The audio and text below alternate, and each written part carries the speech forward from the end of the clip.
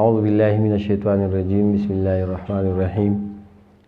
يا أيها الذين آمنوا إن جاءكم فاسق بنبأ فتبينوا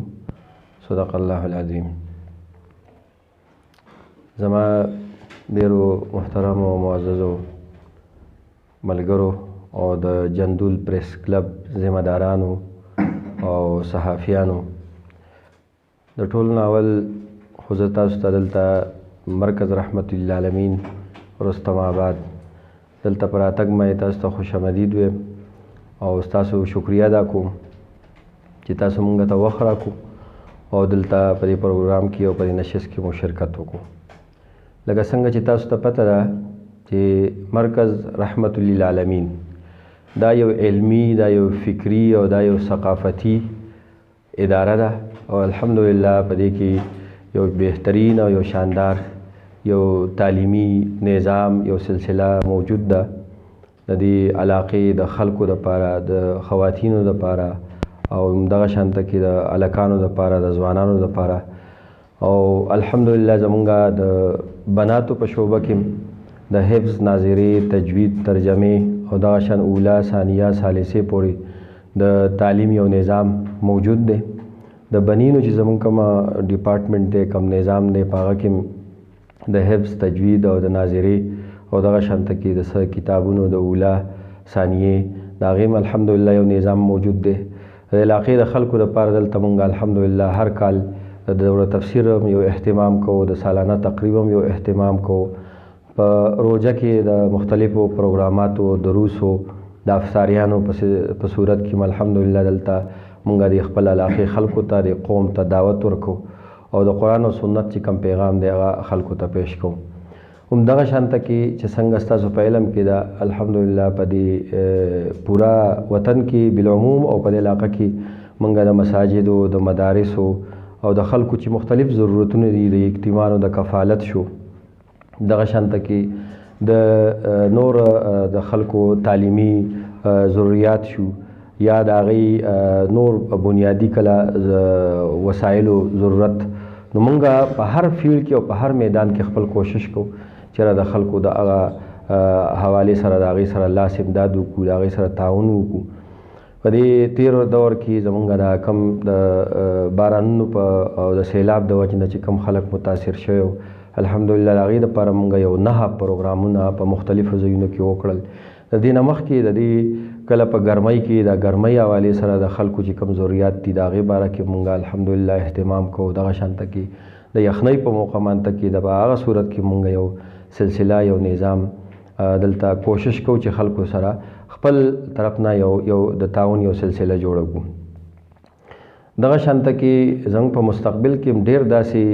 منصوبې دي چې هغه زموږ په علم کې دي. لکه پرون زموږ پروګرام وشو، موږ د ټول شلکنډۍ علاقې او د منډه پورې دا علما او خطبه او دغه شانته کې مدرسین هغې راغوښتي او د دې علاقې چې کوم مسایل دي دینی، اسلامي او په دې علاقه کې چې څنګه د اصلاح کار پکار دی د نوجوانانو یا دغه شانته کې د معاشرې په هغه کې د علماو څنګه کردار کیدی شي یو مؤثر، یو بهترین، یو شاندار. نو په هغه مانته کې موږ د علماو سره مشاورت وکړو. انشاءالله دا زموږ اول نشست و، آینده به هم زموږ دا سلسله جاری. دغه شانته کې نن مونږ د جندول پریس کلب د صحافي برادران څومره چې وو، زمونږ ملګري، زمونږ یاران، زمونږ دوستان، دغه شانته کې د تیمرګري پریس کلب ذمہ داران، د هغوی نمایندګي هم دلته موجود ده. د معیارو نه او د دې علاقې نه هم زموږ سره الحمدلله دلته نمایندګي موجود ده. دا ستاسو دلته اکټ او راټولوالی او دلته کېناستل دا هم زمونږ د هغه علمی او فکری او د ادارې چې کوم بنیادی اغراض او مقاصد دي د هغې یو سلسله ده. نو زمونږ په دې نشست کې دا یو غرض او غایت او مقصد و چې چونکې مونږ په دې معاشره کې کار کوو او مونږ صرف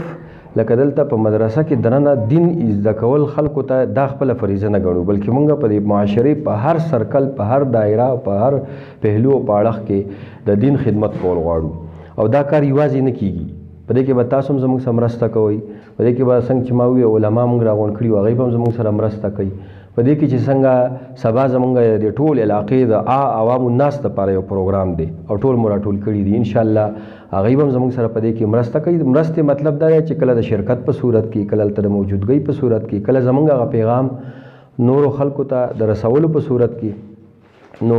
نن زموږ د دې غونډې یو مقصد دا مو چې موږ یو بل سره ملاقات هم وشي او په دې کار کې تاسو زموږ سره څومره تعاون کولی شئ او موږ ستاسو سره څه تعاون کولی شو د خیر او د اصلاح د دې پیغام او د دین د دې خدمت په رسولو کې.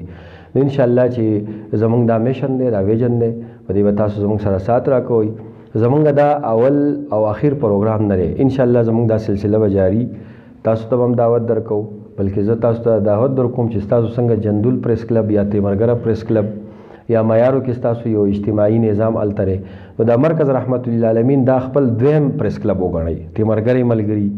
د جندول ملګري، د معیارو ملګري، دلته تاسو څه ټیم هم راځئ. نو دا اداره د دې خدمات او انشاءالله چې دلته څومره هم سلسلې به ستاسو په خدمت کې حاضري او دا مشترکه میشن دی، انشاءالله دا به جاري ساتو. په دې موقع زه دیني حوالې سره بالخصوص لکه صحافت په دې دنیا کې لکه یو پیغام زما دا دی، دا کوم آیت چې تاسو په مخ کې ما ولوستو چې الله تعالی فرمایي چې ای مؤمنانو ان جاءکم فاسق بنبأ فتبینوا، چې کله تاسو ته یو کس خبر راوړي نو تاسو د هغې ښه چھانبین کوئ. دلته الله تعالی فاسق لفظ استعمال کړی، دې کې یوه اشاره ده، یوه نکته ده، هغه دا ده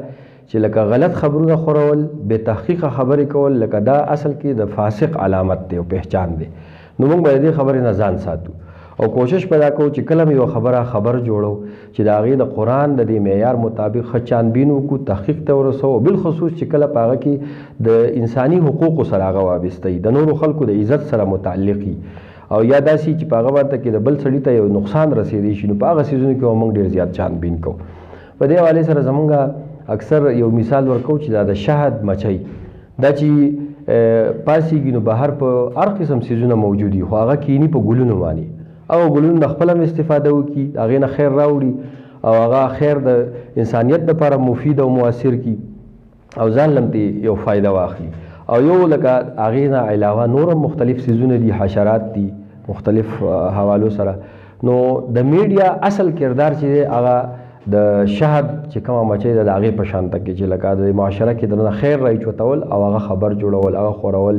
دا زمونږ اداره ده، دا زمونږ وطن دی، دا زمونږ انسانیت، زمونږ برادري ده او دغه شانته کې دا ایمان چې دی دا زمونږ خزانه ده. پکار دا چې موږ داسې یو خبر جوړ کړو چې په هغه باندې کې د هغه علاقې، د هغه وطن، د هغه انسانیت، د هغې یو عزت وشي، د هغې خیر یو باعث جوړ شي او په هغه باندې کې بل چاته نقصان ونه رسي. یو سړی چې یو مقام ته رسي هغه به په هغه باندې کې 40 او 50 کاله انویسټ کړي، خو چې کله لکه د میډیا یا د هر یو ذریعه باندې یو خبر خور شي نو هغه په تقریبا په یو څو لمحو کې هغه په خاورو کې میلاو شي. نو موږ به خامخا ورځ په قیامت د دې الله ته جواب ورکو. نو په دې لحاظ سره موږ ته ډېر سوچ سمجھ سره خبره پکار ده. او زه اکثر دا خبره هم کوم چې مخکې پخوا به د علماو سره لکه منبر او محراب ورسره و، دا ډېر لوی پاور و، قوت و د ابلاغ. خو لکه اوس د الکترانیک منبر او محراب چې د صحافیانو سره دی، دا ذمہداري الله تعالی تاسو ته منتقل کړي، هغه په خپل ذمه ته کې. نو د دې بعد چې څنګه د علماو هغه یو شان او یو مقام، الحمدلله الله تعالی تاسو ته هغه شان او مقام درکړي او هغه شان ته کې مقدس فریضه ګڼل او د دې قوم په دې طریقه باندې خدمت کول. دا اداره د ټولو مسلمانانو اداره ده، د ټولو انسانانو اداره ده. په دې کې د هر قسم فرقواریت نه، د هر قسم ډلهبازۍ نه، د هر قسم ګروه بندۍ نه، د هر قسم مسلک بندۍ نه بالاتر ده. او دلته د یو خاص سوچ مطابق دینی تعلیم نه، بلکې د قرآن او سنت چې کوم حقیقي مفهوم دی او تقاضي دي د هغې دپاره مونږ الحمدلله په خپل هم دغه زده کړي، دغه کوشش هم کوو، دا محنت دی، دا همت دی انشاءالله، او دا ویژن دی او دا نصب العین دی او دا به جاري ساتو. ستاسو یو ځلې بیا ډېره زیاته شکریه ادا کوم او تاسو ته بیا هم یو ځلې خوش آمدید ویم او بیا هم دا تاسو ته پیشکش کوم چې دا اداره دا ستاسو دویم پریس کلب او انشاءالله زموږ به د یو بل سره دا رابطه وي. ډېره مننه، شکریه.